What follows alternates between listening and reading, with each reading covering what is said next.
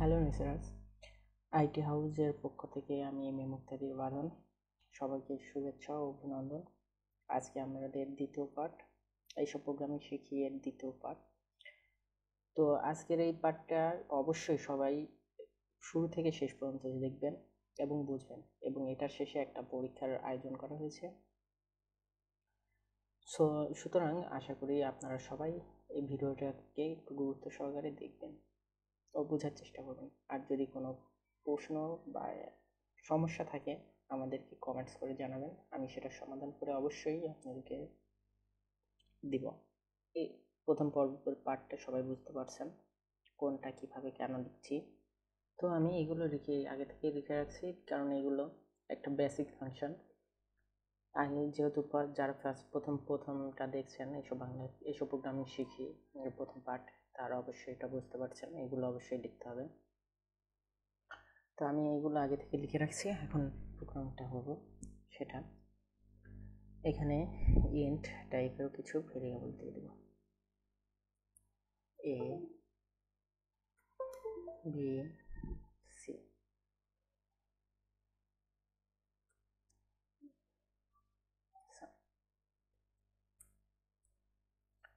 এ এর মানটা দিয়ে দিলাম 50,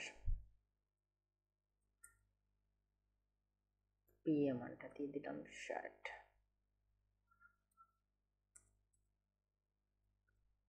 সাম দিয়ে দিলাম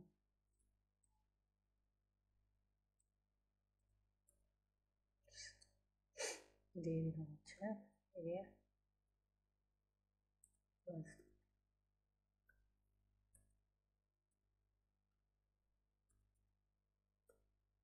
প্রিন্ট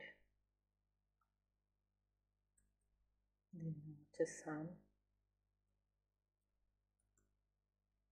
ইজ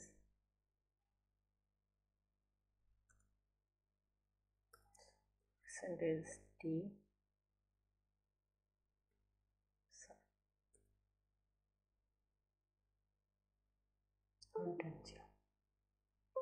আচ্ছা, যাই হোক, এটা হলো আমাদের একটা প্রোগ্রাম যেখানে ইন্ট তিনটা ভেরিয়েবল ধরে নিয়েছি, এ বি আর সাম। এখানে এ এর মানটা আমরা ডিক্লেয়ার করে দিচ্ছি 50, বি এর মান ডিক্লেয়ার করে দিচ্ছি 60। তাহলে সামটা কত হচ্ছে, এই 50 আর এই 60, এই নিয়ে হবে হচ্ছে কত, 110।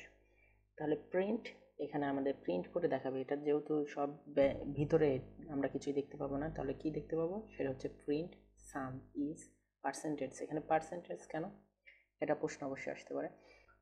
সামটা আমরা ডি এর পরে লিখছি, ইনভার্টেড কমার পর লিখছি, এটা তো আমাদের শো করবে না।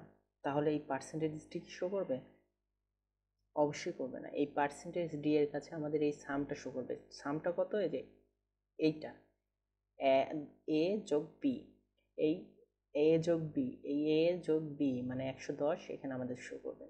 আর এই সামটা যেহেতু ইন্টিজার টাইপ, সেই কারণে আমাদের এখানে পার্সেন্টেজ টি দিতে হয়েছে। ঠিক আছে। আচ্ছা, আমরা এখন তাহলে প্রোগ্রামটা রান করে দিই। প্রথমে বিল্ড করি, বিল্ড হচ্ছে, নো এরর, নো ওয়ার্নিং। এখন রান করি। এখন এই যে আমাদের যে সাম ইজ 110 অবশ্যই হয়ে গেছে। তো এখন প্রশ্ন আসতে পারে, এখানে কি আমরা অন্যভাবে কোনো কিছুভাবে লেখা যেতে পারে? অবশ্যই লেখা যেতে পারে। কিভাবে লেখা যেতে পারে সেটাও আমি লিখে দিচ্ছি, ডাবল কোটেশন দিলাম। এখানে ডাবল কোটেশন দেওয়ার কারণ হচ্ছে এটা আমাদের হাইড হয়ে থাকবে। এই লেখাটা ঠিকই আছে, থাকলেও সমস্যা নেই, এই লেখাটা আমাদের হাইড হয়ে থাকবে, এটা আমাদের কাজ করবে না। এখন এখানে এ এর মানটা আমি যদি 50 দিয়ে দিই, বি কার্টু যদি আমরা 60 দিয়ে দিই, আর সাম থেকে গেল। এখন যদি আমরা রান করে দিই, প্রথমে বিল্ড, জিরো ওয়ার্নিং, রান, রেজাল্টটা ঠিক সেম একই আসছে, 110। তাহলে আমরা এইভাবেও লিখতে পারি, অথবা আগে এইভাবেও লিখতে পারি। এই ডাবল কোটেশন দিলে এটা হাইড হয়ে থাকবে। এই হলো আমাদের দ্বিতীয় লেকচারের দ্বিতীয় একটা ধারণা, যেটা গাণিতিক একটা প্রোগ্রামিং। আশা করি সবাই বুঝতে পারছেন। এখন যে প্রশ্নটা আমাদের ছিল সেই প্রশ্নটা হচ্ছে এটা, লিসেনার্স এখানে বলুন, এখানে ইন্ট সেম আগের মতোই ইন্ট, আমরা ইন্টেজার টাইপ ধরে নিয়েছি এক্স আর ওয়াইকে, ওয়াইয়ের মানটা দিয়ে দিচ্ছি 1, ওয়াইকে আবার ধরে নিয়েছি এক্স, এক্সকে ধরে নিয়েছি 2।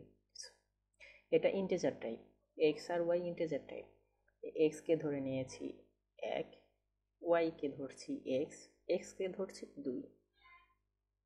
এখন আমার প্রশ্ন হচ্ছে এই আগের মতোই সেম, এখানে প্রিন্ট ডি পার্সেন্টেজ ডি, এখানে পার্সেন্টেজ ডি মানে তো বুঝতেই পারছেন আশা করি, এখানে ওয়াই, তাহলে এই প্রিন্ট এফটাকে কত লিখা হবে, লিখবে এখানে, আর এখানেই বা কত লিখবে, এটা কি ওয়াইয়ের মানে যে এক্স সমান ওয়াই ধরবে, এক্সটাকে কত লিখবে, এখানে 1 লিখবে না 2 লিখবে, এটা আপনাদের কাছে প্রশ্ন, প্রয়োজন হলে এটা প্রোগ্রামিংটা করেও দেখতে পারেন আপনারা। আর যদি কোনো সমস্যা হয়, কোনো বোঝার প্রবলেম থাকে, অবশ্যই আমাকে কমেন্টস করে জানান। ভালো থাকবেন।